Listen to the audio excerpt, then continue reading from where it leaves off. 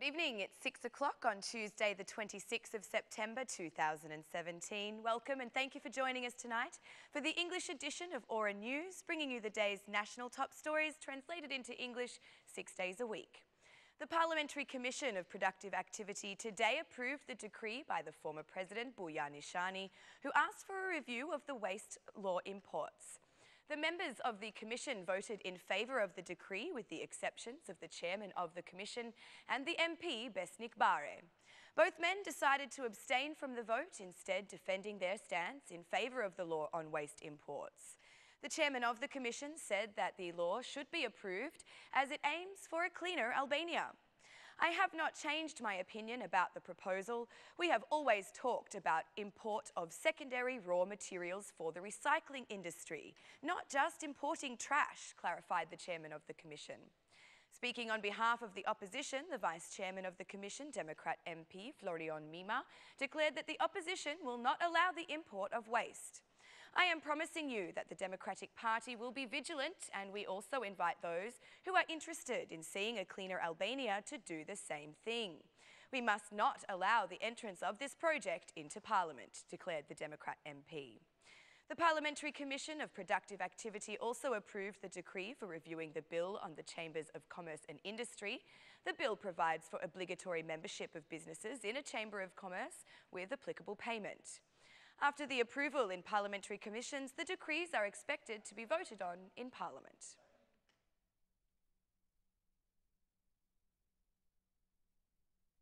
Prime Minister Rama declared at the meeting of the Socialist Party's parliamentary group that the government's project on waste recycling will be consulted on with citizens before returning to Parliament for discussion.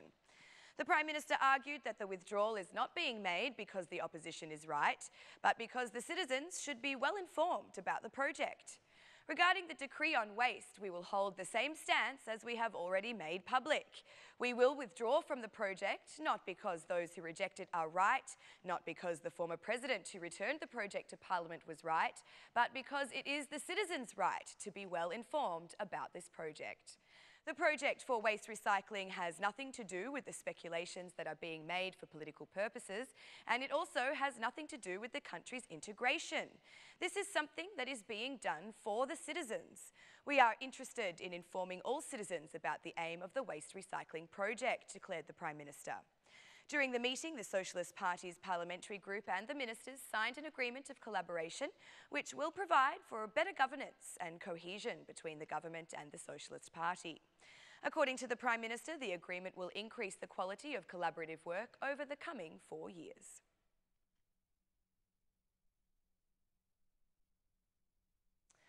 The Socialist Party's parliamentary group held a meeting today where the Prime Minister commented on the request by members of vetting bodies for an increase in salary.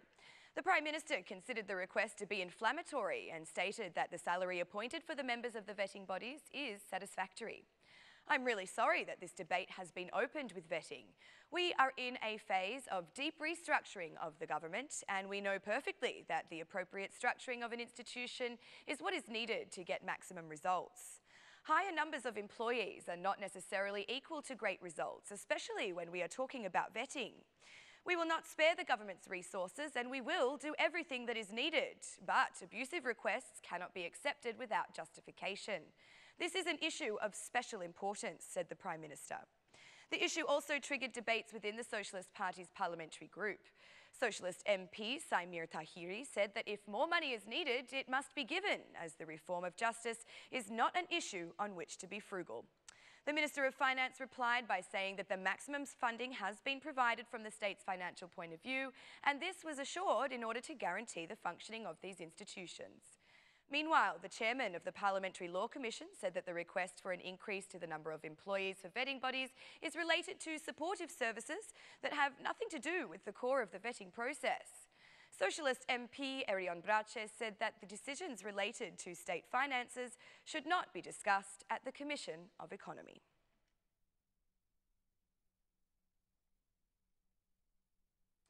The Democratic Party chairman, Basha, has accused the Prime Minister of attempting to sabotage the vetting process from its inception by halving the finances and the administration.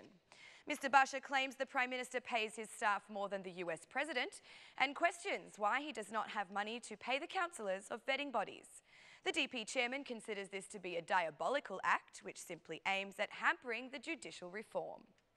Representatives of vetting bodies have made a request asking for more employees to help them with the vetting process. This is to ensure that the process occurs without delays. Instead, Rama has decided to sabotage the process from its beginning. By order of the Prime Minister, the majority has reduced the staff of vetting commissions by 40%. Today, we heard Rama saying that he is doing this to protect the money of Albanian taxpayers. His staff are paid more than what Donald Trump pays the staff of the White House. But on the other side, he does not have money for councillors. Rama should make up his mind and pick a side, whether he wants to be on the side of the gangs or on the side of justice. We have chosen to strongly support the reform of the justice system, declared the DP chairman. The SMI shared a similar stance to that of Mr. Basha, confirming they will propose their amendments to correct the budget for the vetting bodies in Thursday's plenary session. Regarding the electoral reform, the DP chairman expressed readiness to discuss the issue with his political rival, but he added that this is not the core of the problem. We will have our proposals, which will be made after consultations with our political allies and citizens, in order to give Albania an electoral system that puts the citizens in focus and not the gangs. I have sat at a table with Rama before, so this is not the problem. The real problem is whether we will solve anything or not. This depends on the stance Rama will take, concluded Mr. Basha.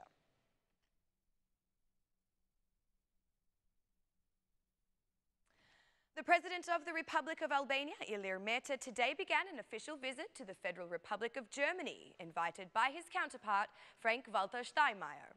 President Meta's press office announced that both presidents have praised the excellent relations between the two countries. The German president expressed that the visit by the President of the Republic of Albania to Germany was a further testament to the strong bilateral relations. The German president has promised to give special attention to Albania and has praised the role of Albania in the Balkans. The agenda of the Albanian president in Germany includes several important meetings aimed at increasing collaboration between the two countries and rapprochement with the European Union. This is the second official visit by Ilir Meta as head of state, following his recent visit to Italy. Only 2 days ago, German citizens reaffirmed Chancellor Angela Merkel for another 4-year term.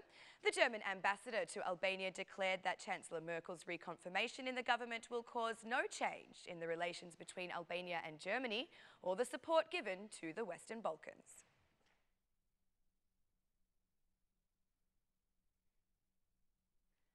The municipality of Tirana has begun work on the construction of the orbital forest, which predicts planting 2 million trees. The project has begun with the support of many citizens and businesses in Tirana. Mayor Erion Veliaj said that more trees will be planted in the following months. We begin this season of planting with the first 200 trees, and it will continue until March of next year. This is part of our concept for the orbital forest. In addition, we want to add activities to the lake park, which is regularly visited by 300,000 citizens, as well as in the areas of Farka and Daiti, Veliaj said. The mayor emphasised that in a city like Tirana, where the number of vehicles used is particularly excessive, the ratio of waste and pollution can be somewhat balanced out by planting 2 trees per vehicle. In a city like Tirana, which has more than 200,000 vehicles, we need to plant 500,000 trees to counteract the pollution they cause, he said. The mayor called on companies and citizens to join this initiative, which aims at increasing the number of green spaces in the capital and also improving the life of the community. All the volunteers who are here today have done something extremely useful. They have decided not to be part of the category of people who just complain, but of those who say, "I will do something." Mr. Veliaj added that this is a great example of how people can choose to contribute to the city. The Director of Parks and Recreation praised the work done so far and declared that many activities will be organised by the end of September. That's all for our English edition this evening. My name is Alexandra. Please join me again Monday through Saturday at 6 p.m. for your local news in English. On behalf of Aura News, thank you and good night.